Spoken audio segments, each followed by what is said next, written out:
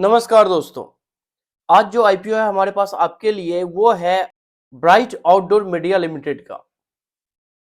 Company mainly काम करती है होर्डिंग लगाने का। बहुत सारे इस तरह के कैटेगरी में आप होर्डिंग ही समझिए और डिफरेंट कैटेगरी है होर्डिंग लगाने का। मैं बताता हूँ क्या क्या होता है, वो थोड़ा बहुत जो मैं जानता हूँ उस हिसाब से।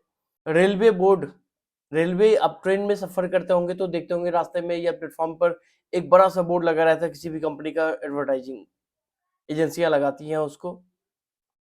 रेलवे पैनल्स में होता है, जो डब्बे में होता है, कभी कभी बॉगीज में एडवर्टाइजमेंट किया जाता है।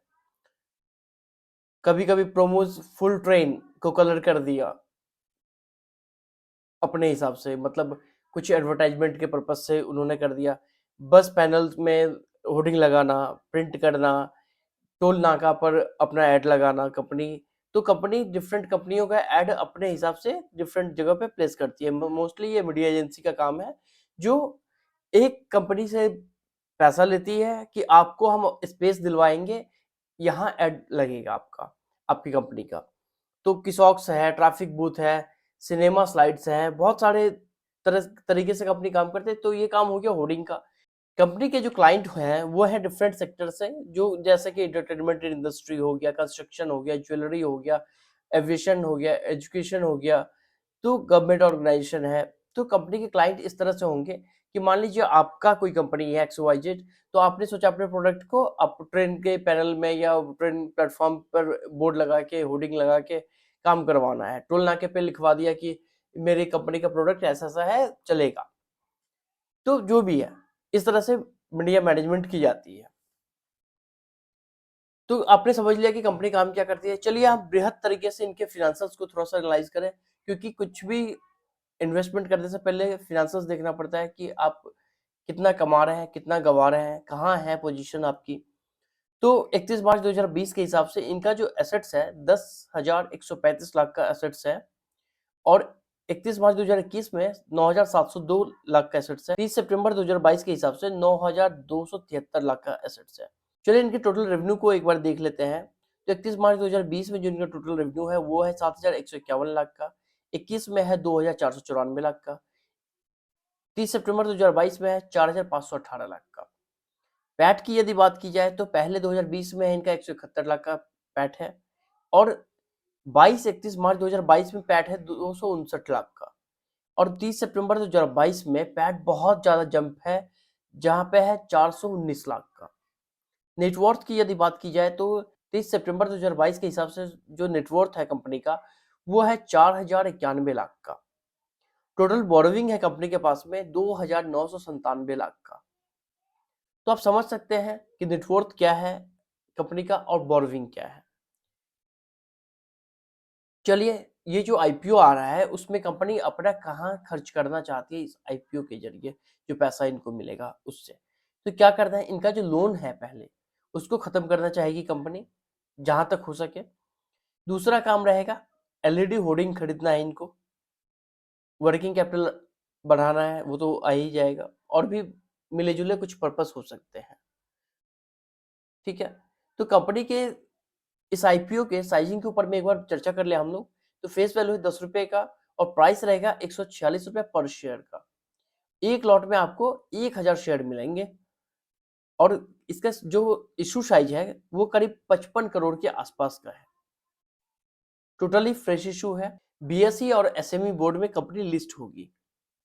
चलिए जानते हैं कि इसके कुछ इंपॉर्टेंट डेट जो है आपको ध्यान रखना चाहिए कि आईपीओ कब ओपन हो रहा है। तो आईपीओ ओपन हो रहा है 14 मार्च 2023 से, और बंद हो जाएगा 17 मार्च 2023 को। इसी बीच आपको अप्लाई करना है। सुबह 10 बजे से लेकर शाम 5 बजे तक आप अप्लाई कर पाएंगे। अलॉटमेंट मिल जाएगा आपको 22 मार्च को, और यदि अलॉटमेंट नहीं मिला तो आपका रिफंड इनिशिएट कर दिया जाएगा, अनब्लॉक कर दिया जाएगा 23 मार्च 2023 को। डिमैट में आपको शेयर आपको मिल जाएगा 24 मार्च को, लिस्टिंग है 27 मार्च को। चलिए जानते हैं कि आपको कितने पैसे आपको रखना चाहिए इस आईपीओ में इन्वेस्टमेंट करने के लिए। तो रिटेल मिनिमम लगा सकते हैं एक लॉट, जिसमें 1,000 शेयर मिलेंगे, और उसकी कुल लागत हो जाएगी 1,46,000 रुपया। रिटेल मैक्सिमम भी उतना ही लगा सकते हैं, और एचएनआई लगा सकते हैं मिनिमम 2 लॉट, जिसमें 2,000 शेयर मिलेंगे, और उसकी कुल लागत हो जाएगी 2,92,000 रुपया।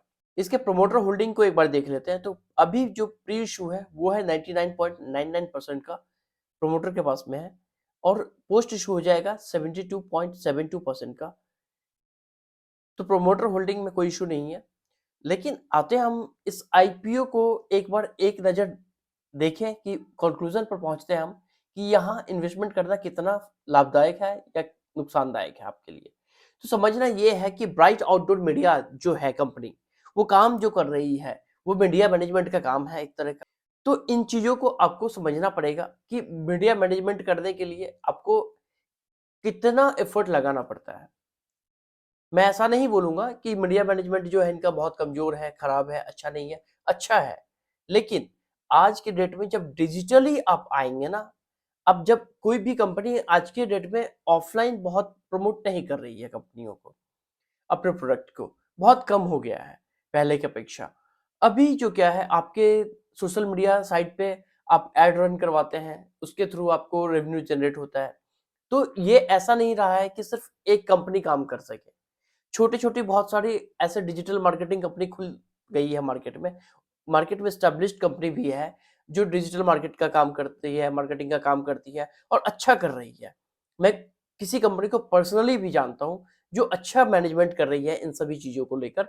तो मेरा मानना है कि ये जो ऑफ़लाइन का कैटेगरी है ना, वो थोड़ा-सा ऑनलाइन की तरफ में शिफ्ट हो चुका है।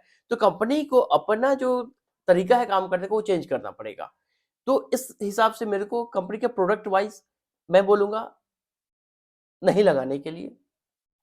शॉर्ट टर्म में तो नहीं चलेगा, शायद लॉन्ग टर्म में भी ना चले। शायद लॉन्ग टर्म में भी ना चले कंपनी का आईपीओ। तो आईपीओ ला रही है कंपनी, देखिए धंधा कुछ भी हो आप करने के लिए जब बैठे हैं तो अब कुछ भी चलता है। कोई चाय का ठेली लगा ले, जो चाय छोटा स्टॉल लगाता है, टी स्टॉल जो कोई यदि कोई लगाता है, क्या उसका नहीं चलता है? चलता है, सभी का चलता है।